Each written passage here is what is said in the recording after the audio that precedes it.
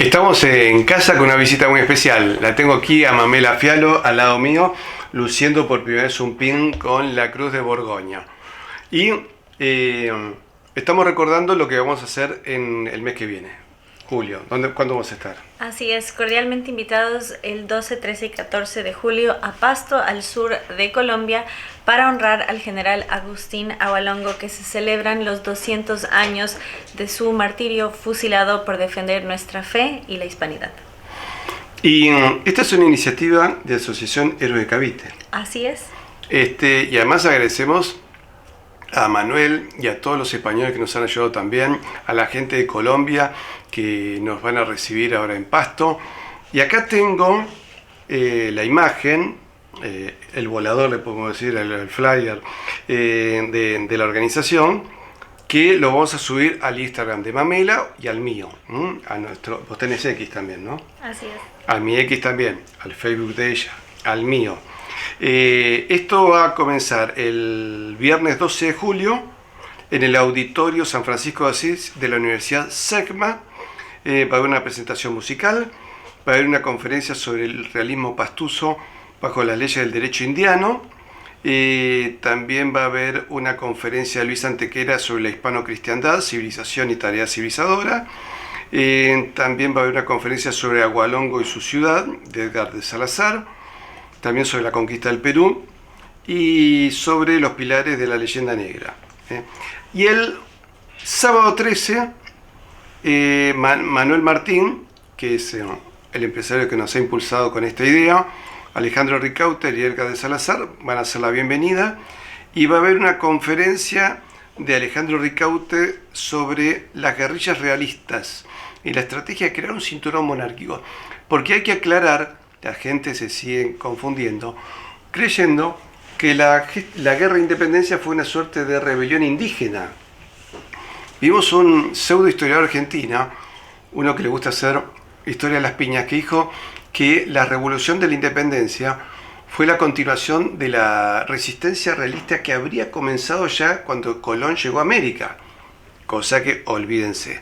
Encontramos que todos los generales indígenas, en su gran mayoría, eran americanos, e incluso algunos mestizos. Agualongo era mestizo, era mitad indio, mitad español. Así es, de papá indígena y de mamá peninsular. Creo que era artista también.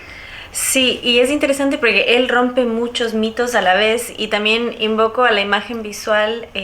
Hay un cuadro de la batalla de Empel donde el tamborilero aparece con bigotes de Cantinflas, lo cual muestra que así como hubo indígenas al servicio de la corona en América, también lucharon por la hispanidad en el continente europeo, en este caso en Empel, lo que hoy son Bélgica, lo que era el reino de Flandes, los Países Bajos. Entonces, saber que en ambos continentes había indígenas y mestizos luchando por la hispanidad. Porque en realidad uno es que no adhería uno a una patria en sí mismo, a un Estado-nación, adhería a la civilización. Eso es el tema. La gente, uno le pregunta a un nativo de América, de cualquier lugar de América, ¿y usted qué? Ninguno hubiese dicho que era uruguayo, argentino, ecuatoriano, cosas que no existían. Todos te hubieran dicho, soy católico y súbdito del rey. Eso lo ha explicado muy bien el historiador Tomás Pérez Bejo. En realidad era eso. Hoy tenemos Estados-naciones donde nos obligan a opinar de lo que no sabemos, pero se nos impide decidir sobre lo que sí sabemos. Entonces así estamos mal y llevamos 200 años para atrás. De hecho, el propio Agustín Agualongo, a quien vamos a conmemorar, decía que si pudiese morir 20 veces lo haría por la catolicidad y por la hispanidad, porque se le dio la opción de desistir y nunca traicionó ni su fe ni la tierra de sus ancestros, y ver también el elemento de fe que es honrar a los padres, que es uno de los mandamientos. Recordemos que Bolívar decía, al final los españoles nos hicieron la guerra con armas criollas, con indios, con frailes criollos, con soldados indios, y yo la tuve que hacer con soldados ingleses, con armas inglesas, con espías ingleses, con dinero inglés. Entonces, ¿quiénes sean los patriotas y quiénes sean los enemigos de la patria? Habría que hacerse todo un replanteo, porque realmente la gente está muy confundida con respecto a la historia de América. Pero en realidad, vuelvo a insistir, si podemos hablar español desde Tierra del Fuego hasta California, es que quiere decir que éramos un solo país. Nosotros en nuestra imaginación nos sentimos distintos. Porque yo soy hondureño, porque yo soy venezolano, porque yo soy uruguayo. Muchachos, es lo mismo. De hecho, viste que hay pueblos que vos que has estado en Europa Oriental, para los rusos somos un solo país. Sí, de hecho es fascinante. Estuve en Uruguay con empresarios chinos y yo les decía, ese es colombiano, ese es uruguayo, ese es venezolano. Y decía, ¿y cómo sabes si en China no nos entendemos de una provincia a otra? Porque hablan otro idioma por completo. En cambio nosotros nos entendemos con distintos acentos, pero perfectamente. Y retomando el tema de los ingleses, justamente en Pasto, que es conocido como la Vendée de América, precisamente porque fue la contrarrevolución y la resistencia hispano-católica a la invasión inglesa, mientras los hombres estaban en el campo de batalla en lo que se conoce como la Navidad Negra, soldados británicos irrumpieron las iglesias nada menos que en Nochebuena para ultrajar a las mujeres, y las pastuzas los degollaron con las rosas que había en los altares. Eran bravas, ¿eh? Así es. Escúchame, y vamos a recordar un poco lo que hacemos también el sábado. El sábado, además de las guerrillas realistas, que es muy interesante, Alejandro Armijos, que también es de Ecuador como vos, como si fuéramos diferentes. En realidad, esto de entrar en el aeropuerto de un país hispanoamericano y hacer migraciones como extranjero nos resulta como absurdo, parece un chiste. Mamela conoce Buenos Aires como cualquier argentino. Nosotros cuando vamos recorriendo cualquier ciudad de nuestro continente no vemos ninguna diferencia. Él va a hacer la conferencia de los indios realistas. Luego hay una conferencia sobre la era de los descubrimientos españoles, que es Luis Antequera, y a las 13 horas, qué horario que me han puesto, los voy a agarrar a todos con hambre, voy a dar yo una conferencia que la titulé Agustín Agualongo, un héroe a imitar por todos los jóvenes de la hispanidad. Para mí Agustín Agualongo es la continuación, ¿sabes qué es para mí? El ejemplo del espíritu del peregrino del español. Es decir, los españoles comenzaron a primero cayeron de distintas tribus que fueron cayendo a la península ibérica. Pero yo creo que el primer gran peregrino es Santiago Apóstol, que dice, bueno, ¿qué hago acá? Esta gente no me hace caso. Él venía de Medio Oriente y la Virgen se le aparece en el Pilar de Zaragoza, pilar que pudimos tocar cuando estuvimos en Zaragoza, y le dijo, no, que se quede. Y termina siendo España el gran ariete, la espada de Roma, ¿no es cierto?